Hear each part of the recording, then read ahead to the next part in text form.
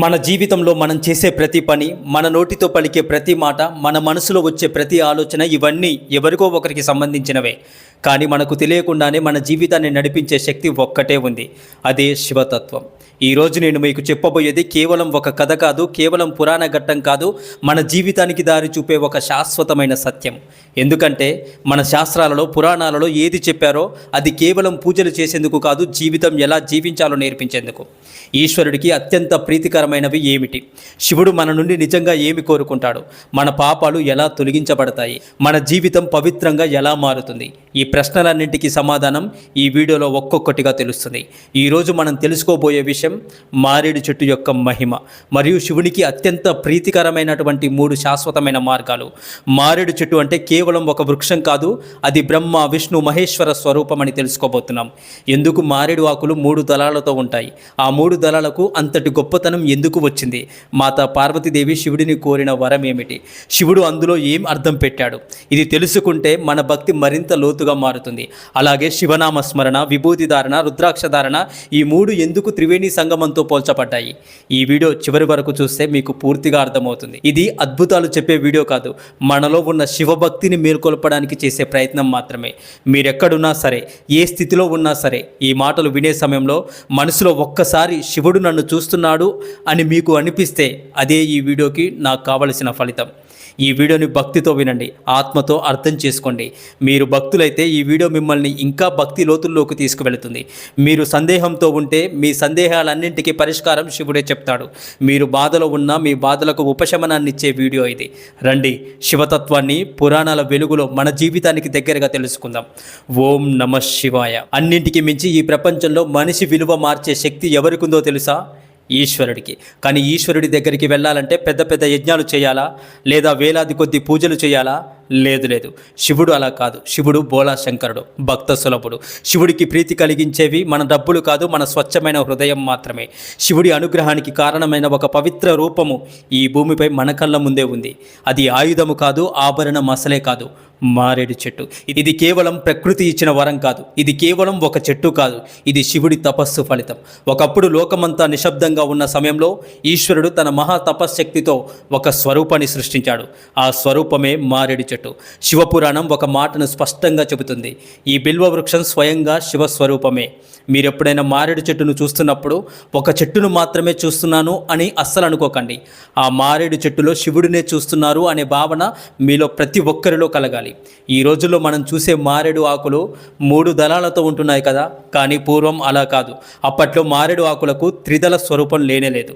ఒకరోజు మాతా పార్వతీదేవి పరమేశ్వరుడి దగ్గరికి వచ్చి, ఓ మహాదేవ, ఈ మారేడు చెట్టుకు ప్రపంచంలో ఎవరికీ లేని ఒక ప్రత్యేకతను ఇవ్వండి అని ఒకానొక సందర్భంలో కోరింది. అది వరం కాదు, కరుణతో చేసిన కోరిక. అప్పుడు శివుడు బ్రహ్మదేవుణ్ణి పిలిచాడు. బ్రహ్మదేవ, నీవు ఈ మారేడు ఆకులో ఎడమవైపు దళంగా మారిపో అన్నాడు. అంటే మనం ఎదురుగా నిలబడి మారేడు ఆకును చూస్తున్నప్పుడు ఎడమవైపు ఉన్న మారేడు దళం సాక్షాత్తు బ్రహ్మస్వరూపం. తర్వాత శివుడు శ్రీ మహావిష్ణువుని పిలిచాడు. స్వామి నారాయణ, నీవు మారేడు ఆకు యొక్క కుడివైపు దళంగా మారిపో అన్నాడు. అంటే కుడివైపు ఉన్న ఆకు సాక్షాత్తు శ్రీ మహావిష్ణు స్వరూపం. ఇక మధ్యలో ఉన్న దళము శూలాకారంలో, శక్తి ఆకారంలో సాక్షాత్తు శివుడే ఉన్నాడు. మారేడు ఆకులోని 3 దళాలలో ఎడమ దళము బ్రహ్మదేవుడైతే, కుడి దళము శ్రీ మహావిష్ణువు అయితే, మధ్యలో శూలాకారంలో శక్తి ఆకారంలో ఉన్న దళం నేనే అన్నాడు శివుడు. అందుకే మారేడు ఆకు 3 దళాలతో ఉంది. బ్రహ్మ, విష్ణువు, మహేశ్వరుడు 3 లోకాలను నడిపించే 3 శక్తులుగా ఒకే ఆకు మీద ఉన్నారు. ఇది ఊహ కాదు, ఇది భాగోద్వేగం కాదు, శివపురాణం 2 సార్లు స్పష్టంగా చెప్పిన సత్యం. అందుకే మారేడు చెట్టుకు ప్రదక్షిణ చేసిన, మారేడు చెట్టు మొదట్లో శివలింగాన్ని పూజించిన, మారేడు చెట్టు దగ్గర స్నానం చేసిన, సర్వతీర్థాలలో స్నానం చేసిన ఫలితం వస్తుంది.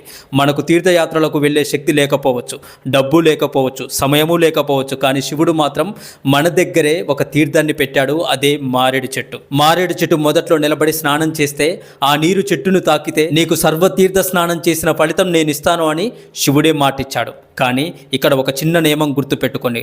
మారేడు చెట్టు దగ్గర స్నానం ఆచరించేటప్పుడు సబ్బులు, రసాయన పదార్థాలు వాడకూడదు. శివుడు కోరేది శుభ్రత, శుద్ధి మాత్రమే. మరొక అద్భుతమైన విషయం ఏంటో తెలుసా? మారేడు చెట్టు పాదు చుట్టూ కొంచెం తవ్వి నీళ్లతో ప్రతిరోజు తడుపుతూ ఉంటే ఈ భక్తుడు నన్ను నిత్యం అభిషేకం చేస్తున్నాడు అని శివుడు భావిస్తాడు.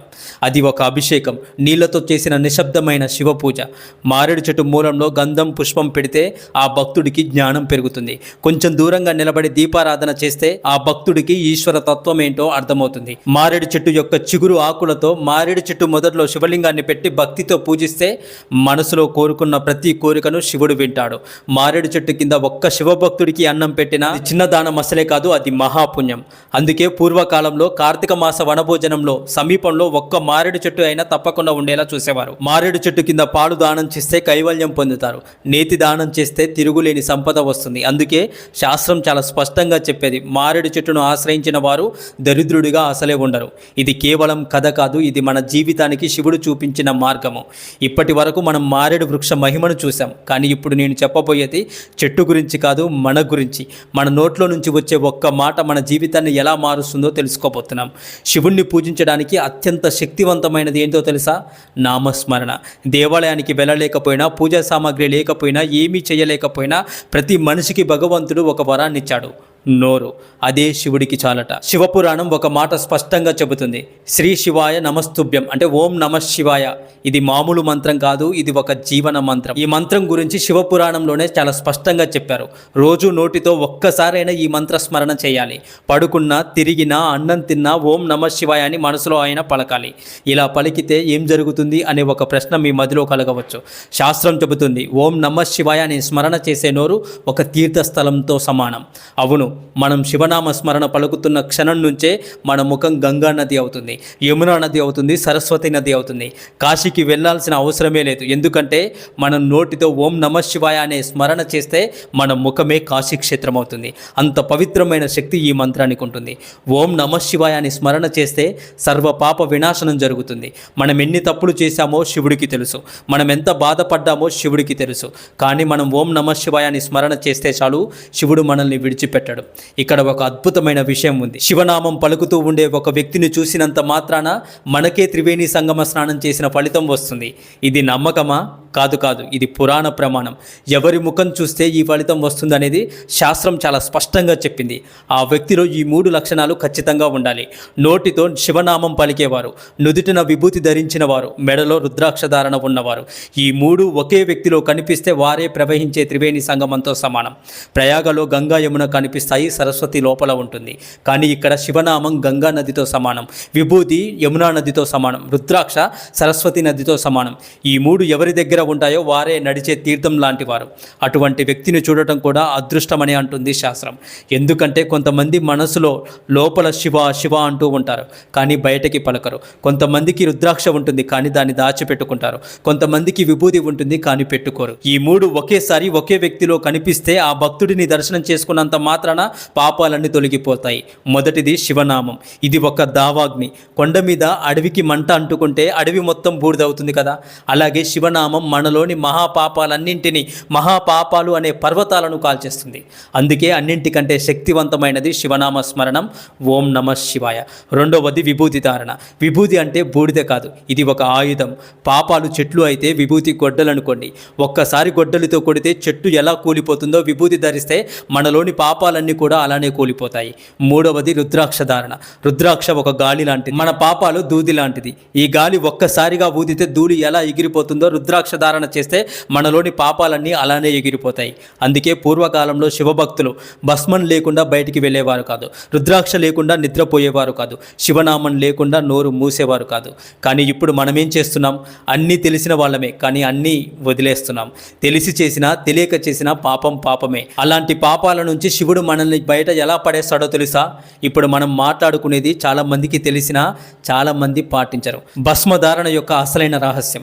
భస్మం అంటే కేవలం నుదుటిన పెట్టుకునే పొడి కాదు, అది మన జీవితానికి పెట్టుకునే రక్షా కవచం. పూర్వకాలం నుంచి మన ఋషులు చెప్పిన విధానం ఏంటంటే భస్మాన్ని 3 సంధ్యల్లో ధరించాలి. సూర్యుడు ఉదయించిన దగ్గర నుంచి సూర్యుడు అస్తమించే వరకు నీటితో కలిపిన భస్మధారణ చేయాలి. సూర్యాస్తమయం అయిన తర్వాత మళ్ళీ సూర్యోదయం వచ్చే వరకు నీరు లేకుండా శుద్ధమైన భస్మధారణ చేయాలి. ఇలా శరీరంలోని అవసరమైన భాగాలపై సమయ సందర్భాలకు అనుగుణంగా భస్మాన్ని ధరించేవారు కేవలం పాపాల నుంచే కాదు, మహాపాతకాల నుంచి విముక్తిని పొందుతారు. వారికి సంపద వస్తుంది, వారికి మనశ్శాంతి లభిస్తుంది. అదే కాదు, శివుడి కటాక్షం నిరంతరం ఆ భక్తుడిపై ఉంటుంది. మనలో చాలామంది తెలుసో తెలియకో ధర్మ మార్గం దాటిపోతాం. తినకూడనివి తింటాం, తాగకూడనివి తాగుతాం, చేయకూడనివి ఎన్నో చేస్తున్నాం. కొన్ని మాటలు నోటితో చెప్పలేనివి కూడా. ఈ లోకంలో ఘోరాలు జరుగుతూనే ఉన్నాయి. ఇలాంటి పాపాలు చేసిన వాళ్ళు ఎంతోమంది ఉన్నారు. నేను మిమ్మల్ని ఉద్దేశించి ఈ మాట నేను అనడం లేదు, నన్ను క్షమించండి. కానీ ఇక్కడే శివుడు తన కరుణను చూపిస్తాడు. ఎన్ని పాపాలు చేసిన వాళ్ళైనా నిరంతరం ఓం నమ శివాయ, ఓం నమ శివాయ, ఓం నమ శివాయ అని జపిస్తూ ఉంటే, రుద్రాక్ష ధరిస్తూ ఉంటే, విభూతి పెట్టుకుంటూ ఉంటే ఆ మహా పాపాలన్నీ భస్మంలా కాలిపోతాయి. ఇక్కడ ఎలాంటి భేదం లేదు. బ్రాహ్మణుడా, క్షత్రియుడా, వైశ్యుడా, శూద్రుడా, ఎవరైనా సరే ఈ మంత్రం అందరికీ సమానమే.